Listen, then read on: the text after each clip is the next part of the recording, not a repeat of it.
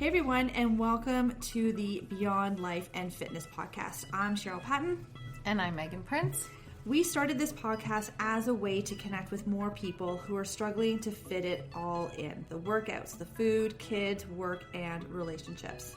We know that we're not perfect, but we hope that through our struggles and our mistakes and our failures and our successes that we can help more people through their challenges and be successful. So if you want some tips and tricks to help you along your journey to be the best version of yourself, then this is it. Okay, we are back, and today we're going to chat about things that we do differently in our 40s than we did in our 20s, because lots happens in those 20 years, especially if you end up having significant other and then kids. A lot changes, and so we all need to adapt to those changes so that we don't burn out. Mm-hmm. Yeah. So one thing is definitely subbing out those HIIT training sessions for more walking, especially outside in nature versus say on a treadmill. Mm-hmm. And I always used to think like walking was like so ridiculous, right? And you'd see all the old people out walking and doing the mall walks and all that kind of stuff. And you're like, oh my God, and I was always like 40-20 workouts or like HIIT workouts or how hard can I do this for the next 25 minutes to get this, workout in. And I think in your 20s, I think that was fine because recovery was different back then. Like I could sleep, I had more rest time, I had more time to be selfish, right? So you could recover from those workouts. I feel like as you get to 40, our bodies cannot deal with stress like it used to. And little things become these huge blocks and obstacles as we get older and then as soon as you add that HIIT workout in, maybe it feels good, but your body, that's like, holy crap, this is more stress. We're just taking our stress from 50 to 100. Yeah. And you're like, oh God, what happens? Like even the other day I was training and I was up at my mom's and I was working out and I was like, oh, I'm just going to throw in some like jump lunges in between my like bicep curls or whatever. Oh my God. My body was like, dude, you are not doing this. Like, I was like, I can't, like my cardiovascular is good, but my body, like something in my body was like, no, like we don't do this anymore. Right. The low intensity cardio workouts are more to lower your cortisol levels and your stress levels. And that's our issue as we get older and after 40, right? So it's like, what can we do to not increase our cortisol levels and what can we do to decrease it? And walking is like one of those things, like getting in that 7,000 to 10,000 steps a day and making it intentional, right? Sometimes not putting in ear pods and just actually just being out in nature and present and like see the trees, see the birds, see the hear all the sounds around you. Yeah. And I think that's like so beautiful. So I think that's definitely a number one for me. Like it was always stat mill, or sprinting, Yeah.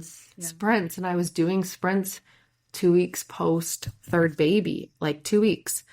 I'm like, what the heck? Like, what was I thinking? Right. But back then that was just that mindset, like more, intense. And then finally your body kind of was like, we can't do this anymore. It will tell you that it's too much, with just, constant soreness, exhaustion, pains, not sleeping well, increased hunger. Your body will start telling you signs. And if you don't listen, those symptoms and signs get louder and stronger to the point where an injury could actually happen and it forces you to stop. Mm-hmm. Yeah. So, and it's not to say that you can never, ever do, a HIIT if that's just something that you like to throw in on the odd occasion. But I think doing it definitely on a regular basis, multiple times a week is definitely not the greatest of ideas for women sometimes in their 30s, but definitely in their 40s and beyond. Yeah. Yep. Yeah. Next thing, and this kind of ties into that, is that sometimes less is a little bit more. So even when it comes to resistance training and strength training, again, depending on what's going on in your life, maybe 3 full body workouts a week is going to be a lot better for you than doing something 4 or 5 times a week. And this is where a lot of individuality comes into play. And this is where having a coach can help with all of this. But definitely sometimes less is more. I think so too. And I think for the people that are training 5-6 days a week, they'll come to me and be like, but I can't not train. Like, I'm stressed out. I can't not train. Like, I have to go. It's for my mind. It's for this. And then I consciously like have to say to them, like, you have to find another outlet, because outlet cannot be something that's also being detrimental to your body. Yep. Because if you are training 5-6 days a week, those workouts are not going to be as hard or as focused because you're sore, because you're not recovered.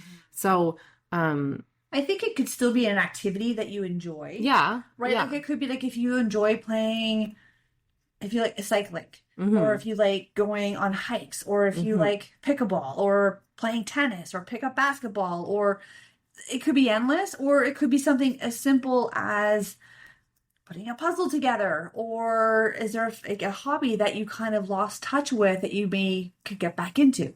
Yeah. Right? And I think that I only train 4 days a week right now, and that's it. I don't even do cardio. I just weight train 4 days a week. And I love those off days now. And I don't sit around and I don't do nothing. Yeah. I'm active. I'm doing things, but I'm also enjoying things outside of life, because I feel like there came a point when, oh my gosh, if I lose this part of me, if I lose this fitness part of me, who am I? What is my life? Where do I come?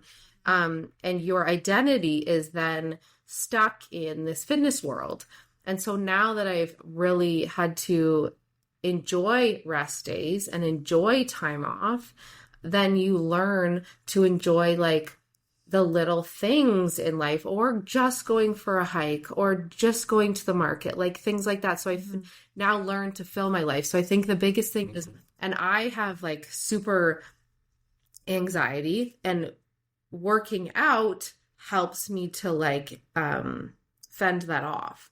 But then I found on days off how to then embrace being off and resting, right? So I think for sure, less for sure is more when it comes to working out as we age and we get past our 40s, because we're just not recovering as much. Yeah, agreed. And, tying into the whole recovery aspect, we can then, go right into making sure, are you getting enough protein in every single day to meet your needs, so that you can maintain your muscle mass. Ideally, even add a little bit more on as we get older. And then another thing that ties in with that is obviously sleep. We can get away with a lot less sleep in our 20s than we can in our 40s, especially if, looking after kids, have a significant other, maybe you're dealing with aging parents, you got a full-time job, you got bills to pay, your stress levels are a lot higher generally in your 30s, 40s, 50s than they are in your 20s. So definitely, protein, sleep. Yeah, protein and sleep are huge. I think that sleep is like the number one for women after, and I know it's hard because when you're going through menopause and you're having night sweats and you're all these things, right? But we really have to be intentional about making sure we're getting to bed at the same time. Magnesium helps a lot.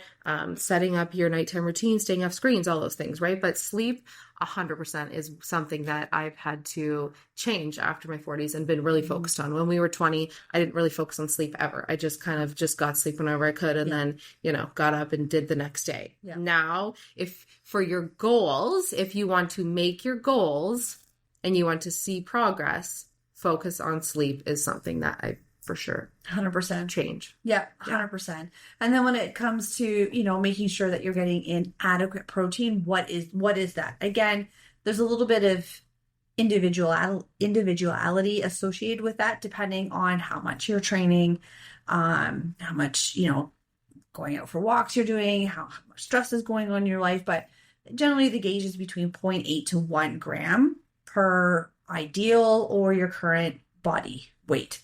So you can kind of figure out what that range is. And again, that's where coaches can come in handy to help you figure that out. And then say it's 120 grams. Okay, what does 120 grams actually look like when you break it down into chicken, beef, fish, seafood, pork, whatever it is that you prefer, Mhm. or even like the vegetarian sources, like what does that end up actually Mhm. looking like so that you can get that in during your day. Because when you're younger, I feel like not that you can get away with less protein, No. but you recover faster generally anyway. So you could, I would say, I wouldn't like, don't quote me, but I think for sure you could get away with, you know, different macros. But as you get older, for sure, when you want to preserve muscle mass, which we want to do for our bones and all that kind of stuff, that we definitely want to make sure that, yeah, protein is some like a focus on every meal. Hitting that protein. And something that I did here in terms of a sleep routine, which I find personally a little challenging just because of the way my days tend to be set up. But, 3 hours before your bedtime, make sure you're done eating. 2 hours before bedtime, make sure you're done drinking. So you don't get up and pee in the middle of the night like 2-3 times. And then 1 hour before you go to bed, start dimming the lights, wearing like blue blocking glasses to help, with the screens if you're watching TV. Ideally, get off your phone, go into a room that's darker, cooler, and just sort of start telling your body, we need to start winding down. And then that way, when it is actually a bedtime and you shut the lights completely off, you should be relaxed and just drift off. So yeah, that's a good one. Yeah. Another one is we said full fat for non-fat. So when I was younger, everything was, I'll get the lowest fat one possible. It was a non-fat craze. It was a non-fat craze. But now for sure, definitely needing those full fats for our hormones after we're 40, making sure that you're getting those fats, because our body, without that, our hormones are going to go all over the place. We need those solid fats to also make us feel full, right? Even in your prime productive years. For sure. I really think any of the low fat, non-fat, I think you can avoid it. Enjoy the full fat. It has more flavor. Is it more calorically dense? Yes. But that just means you have a little bit less of it. But because it's more calorically dense, it's going to fill you up a little bit more than something that is void of that. And then filled up with added sugars and salts so that it still tastes good. Because fat is what gives you flavor. Yeah, but then like when I've had like 2% cottage cheese and non-fat cottage cheese, oh my God, like I wouldn't even go back. 2% cottage cheese, just it tastes better to me, right? Because you can taste that like low fatness, Like it's like we give... Yeah, I totally get it. And I, just like thinking back to some, like to some of the meal plans that I have, I do, have people do like 0% Greek yogurt. Oh, yes. And that's the only one that I do. Yeah. Yes. But when it comes to the cottage cheese, it's usually a 2% for sure. Yeah. Because when we do the 0% Greek yogurt, I feel like that's still, because you're mostly getting that Greek yogurt for the protein, right? Yes. Yeah. So, yeah, I definitely, with the Greek yogurt, I'll still always do 0%, because then if not, you're putting fats on it, you're putting some fruit with it. I mean, generally with clients do want a fuller fat one, fine, do that, but then you just don't get fats with it. But I'm like, I take fat out. I want all the volume of food I can get. So Greek yogurt's very calorie friendly for as much as you can. 100 calories for 175 grams. Like I'm like, holy, that's like... Yeah, crazy. And it's pretty much just straight up protein. And straight up. Yeah, there's not a lot left. Which gives you some stuff. Lots of rooms for your add-ons. And then the last thing we want to chat about are sort of we all love a good salad, especially when a lot of things are in season. But sometimes those salads can be very void of a lot of important nutrition, but yet because it's a salad, we see it as something good that we have to have or should have, but then it doesn't leave you feeling full and satisfied. So then what happens? You just eat later. We start snacking again. Yeah. So for sure, like salads used to be my like go-to. I'll have a salad, but like if you were to have a steak and a baked potato at a restaurant, you would definitely fulfill probably the same amount of calories depending on the salad, and you would feel full and you wouldn't want to snack later. So I've definitely have changed like my like how many the lowest calories that I possibly can have in a meal to like, no, what's the most amount of calories that I can eat in a meal and still see progress and still feel like good. Yes. So, definitely like the Atkins, phase, still people are like, no, carbs are going to make me fat and carbs are going to do this. I'm like, but the thing is like, you're still eating the same amount of calorie. Like if you are watching your calories, carbohydrates are going to fill you up more, right? Than, and like we need them. Salad. That's our energy source. It's Yeah, our your brain's brain's energy source. main It's your energy energy source. source for when you're working out. We Yeah. need carbohydrates Yeah. in our lives. Yeah, I But- love carbs. I know. Don't we all? Yeah. But I think with the salads, it's just learning how to take your salad and then just make it a 2.0 version.